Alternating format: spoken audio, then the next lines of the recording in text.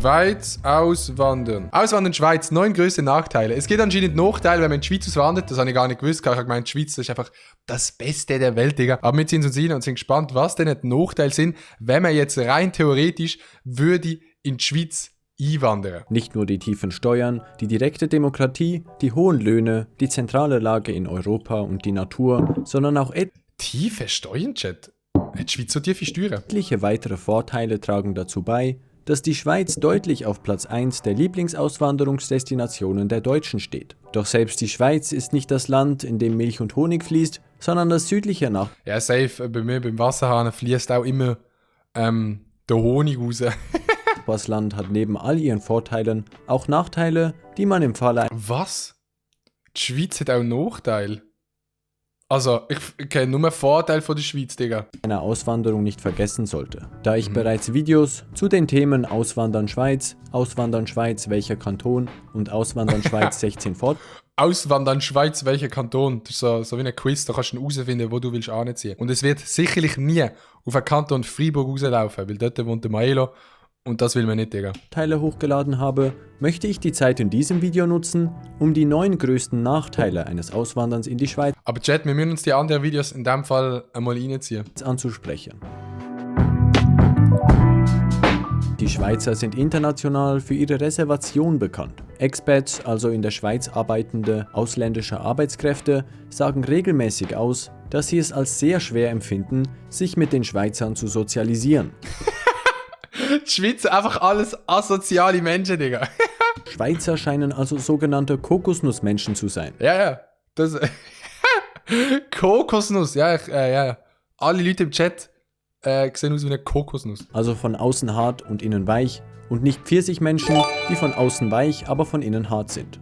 Pfirsich, Chat, haben wir das schon mal gehört gehabt? Pfirsich und Kokosnussmenschen. Aber ich weiß natürlich, was er meint. Die Schweizer sind schon eher wahrscheinlich abneigend. Also wenn man jetzt in die USA geht, wird man dort wahrscheinlich schneller Friends finden. Ein Grund für die Tatsache, dass es als Auswanderer schwer ist, in der Schweiz sozialen Anschluss zu finden, ist das Schweizerdeutsch. Je nachdem, in welchen Kanton du auswandern möchtest oder du ausgewandert bist, wirst du unterschiedlich stark Schwierigkeiten haben, den Schweizer Dialekt zu verstehen. Die Zum Beispiel in Freiburg. meisten Schweizer werden nicht extra für dich ins Hochdeutsch wechseln. So liegt es an dir, dich anzupassen. Es schadet also auf keinen Fall, wenn du dir das Einmaleins des Schweizerdeutsch aneignest. Sieh es als Investition in Schweizer Kontakte. Wenn du besser Schweizerdeutsch redest, dann lernst du auch mehr Leute kennen, weil kein Schweizer kann Hochdeutsch. Und kein Schweizer kann Englisch und Französisch. Es ist wirklich schlimm.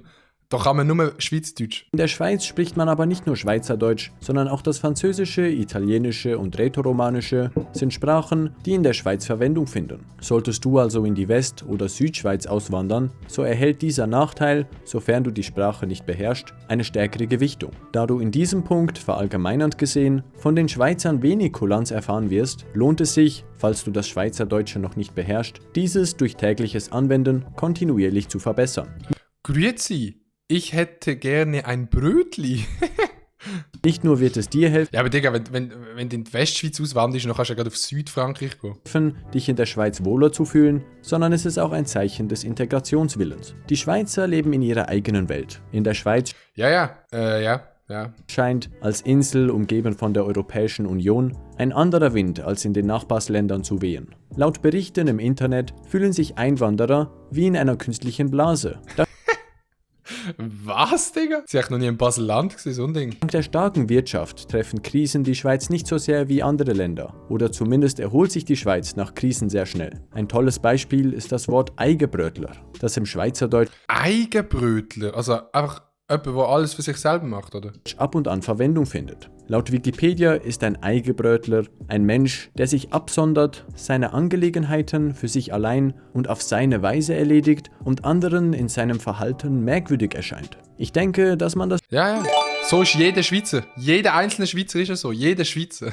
durchaus auf die Schweiz übertragen kann. Die Schweiz zieht lieber ihr eigenes Ding durch. Welches Land hat das dritthöchste Bruttoinlandsprodukt? Welches Land grenzt nicht an Indien? Und zu welchem Land gehört diese Bevölkerungspyramide? Unter dailygeographyquiz.com habe ich eine Webseite programmiert, die dir jeden Ach, Werbung.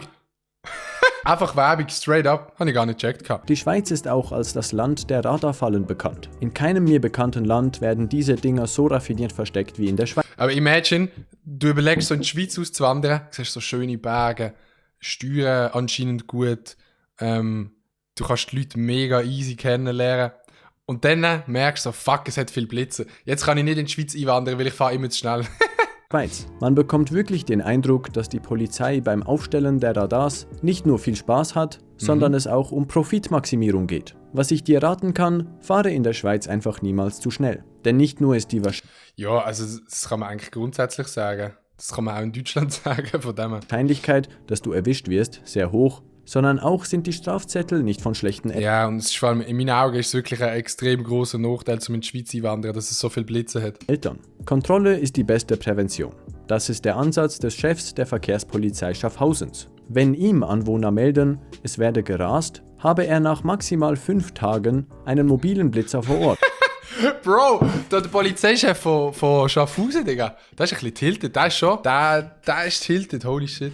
Und diese Radars bleiben auch stehen, bis eine Besserung spürbar ist. Ich sage nicht, dass dieser Ansatz per se schlecht ist, aber es ist einfach eine typische Schweizer Eigenheit, die du dir als Auswanderer bewusst sein solltest. Autobahnen Oder man fährt einfach nicht zu schnell. ohne Geschwindigkeitsbegrenzung haben ihren Weg in die Schweiz leider nicht gefunden. Ebenso ist die Schweiz für ihre Vielzahl an Gesetzen und Regeln bekannt. Folgend sind nur einige Beispiele. Wer sein Auto umparkiert, ohne zwischendurch im fließenden Verkehr gefahren zu sein, kann mit einer Buße von 40 Franken belegt werden.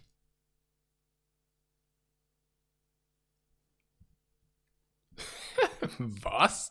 60 Franken Strafe werden es, wenn man den Zündschlüssel im Wagen stecken lässt. Von 22 Uhr bis 7 Uhr ist es untersagt, die Autotür, die Motorhaube oder die Heckklappe laut zuzuknallen. Laut Mietrecht müssen Mieter auf ihre Nachbarn Rücksicht nehmen. So ist je nach Gemeindeverordnung das Tragen von hohen Absätzen während der Nachtruhe verboten. Wenn man in einer Etagenwohnung wohnt, darf zu dieser Zeit auch die Toilettenspülung nicht betätigt werden. Die Lärmbelästigung gehört wahrhaftig zu den höchsten Straftaten. Schweizer Okay, also immer wenn ich Auto fahre und den Zündschlüssel stecke, dann steht immer gerade ein Polizist nebendran und sagt, ja, das macht 60 Stutz, Digga. reagieren sehr empfindlich darauf. Solltest du in einem Mehrfamilienhaus wohnen, so achte darauf, die Nachtruhe einzuhalten und so wenig Lärm wie möglich zu verursachen. Nicht nur verdient man in der Schweiz mehr, sondern das Leben ist auch um ein gutes Stück teurer. Digga, das Video macht Übergang, ich check den Übergang manchmal gar nicht. Da redet irgendetwas von Wohnungen und dann kommt direkt und dann verdient man auch mehr, Digga. Das sollte man ein bisschen chillen zwischen den Themen. Ja. Wer in Berlin mit 2000 Euro pro Monat über die Runden kommt, der benötigt den Zug, einer der teuersten Städte der Schweiz, über 4200 Euro monatlich für denselben Lebensstil. Zug ist also ganze 110% teurer als... Aber Zug ist doch nicht einer der teuersten Orte. Zug ist doch so für Steuern und so mega, mega nice sogar. Und nicht so teuer, habe ich gemeint. Falls du planst, in die Schweiz auszuwandern, so lege dir unbedingt ein finanzielles Polster an oder stelle sicher, dass du sofort einen Job erhältst. Denn sonst wirst du in der Schweiz nicht sehr weit kommen. Auch steht Hops nach die Deutschen. der öffentliche Verkehr, obwohl er zweifellos zu den zuverlässigsten Systemen Ist er aber teuer. der Welt zählt, regelmäßig in der Kritik. Die Preise der öffentlichen Verkehrsmittel sind hoch. Während andere Länder kostenlose Nahverkehrsmittel bereits heute testen, zahlen die Schweizer weiterhin recht kräftig für ihren ÖV. Ich weiss nicht, ob das teuer ist in der Schweiz. Ich habe ja das GA und ich zahle 2700 fürs GA. Ist hure viel, aber wenn man es mal abrechnet, zum Beispiel auf ein Auto oder so, ist es wieder hure wenig. Also weißt du, so mit Autoversicherung, Benzin, alles, was du bei einem Auto musst machen. Ich weiss nicht so. Es ist schon teuer, aber also ohne Scheiß, ich bin zufrieden mit dem ÖV in der Schweiz. Alle Leute, die sagen, ÖV in der Schweiz hat immer mega viel Verspätung und so Schmutz, Digga. Geht mal irgendwie auf England, Digga. Ey, auf England, da musst du gar nicht auf die Abfahrtszeiten schauen, Digga. Da kommt auch, wenn er will. In der estnischen Hauptstadt Tallinn beispielsweise ist der öffentliche Nahverkehr für in Tallinn registrierte Einwohner kostenlos. Versteht mich nicht falsch. Ich denke auch, dass man für gute Leistung, die beim Schweizer ÖV definitiv gegeben ist, auch einen angemessenen Preis verlangen kann. Aber die Schweiz könnte... Was weird Flex mit dem GA-Chat. GA ist einfach Luxus. GA einfach... Was sag? Dann ist es ja ein weirder Flex. GA ist einfach nice. Man kann auch nichts über das GEA sagen. Könnte doch immerhin auf einzelnen Strecken dieses System auf Herz und Nieren testen, um herauszufinden, mit welchen Vor- und Nachteilen ein kostenloser schweizweiter öffentlicher Verkehr einherkäme. Ich zweifle zwar stark daran, dass ein komplett kostenloser öffentlicher Verkehr für die Schweiz und ihre Bürger gut wäre, teuer ist der ÖV in der Schweiz aber dennoch. Die Schweiz ist ein sehr dicht besiedeltes und dicht bebautes Land. Obwohl das Schweizerland eine unglaubliche Vielfalt an Natur hat, vor allem in Relation zu ihrer Größe, so wirst du dennoch alle paar Kilometer ein kleines Dorf finden. Wirklich Weiten an unberührter Natur wirst du in der Schweiz nicht finden.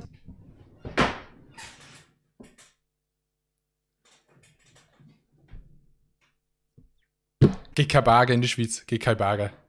Die Schweiz gehört übrigens zu den 44 Binnenländern dieser Erde, also Länder, die nicht an ein Meer angeschlossen sind. Natürlich ist das ein Nachteil, denn nicht nur bleiben Alle Touristen kommen wegen der Natur in die Schweiz. Der Dude in seinem Video, es hat keine Weiten.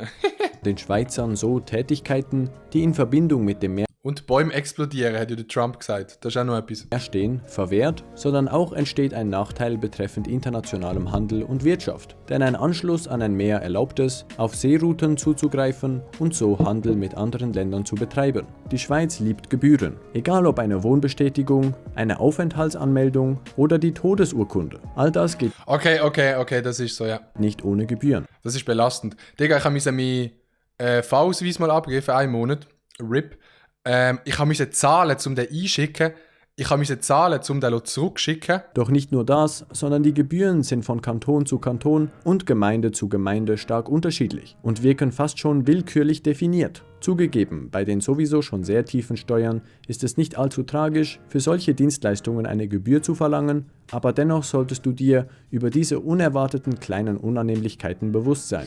Das Klima in der Schweiz kann zwar je nach Ort deutlich wärmer und sonniger als in Deutschland sein, aber wirklich groß unterscheidet es sich weder von Digga, ich habe nicht gecheckt, dass er einen Übergang gemacht hat. Der macht keine Pause. Der redet einfach. Klima jetzt, okay. Deutschland noch von Österreich. Als Nachbarsland ist das auch nicht verwunderlich. Vor allem im Winter gibt es viel Nebel in Zürich, was den meisten Auswanderern nicht gefällt.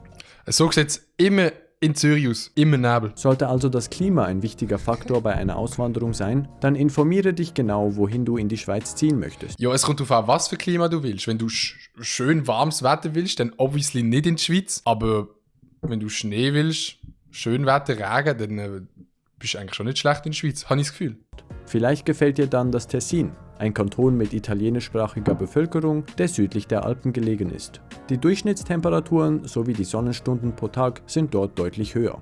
Die Schweiz hat also nicht nur Vorteile aufzuweisen, sondern es gibt auch Nachteile, die du, vor allem falls du eine Auswanderung planst, kennen solltest. Ja, jetzt nach dem Video muss ich sagen, ich würde nicht in der Schweiz wohnen. Zum Glück wohne ich nicht in der Schweiz. Nein, also es ist jetzt nicht ein schlechtes Video gesehen. Es hat sicher ein paar Sachen etwas dran, aber an vielen Sachen finde ich, ist ein bisschen übertrieben. Aber ja, nice. Kuss. My heart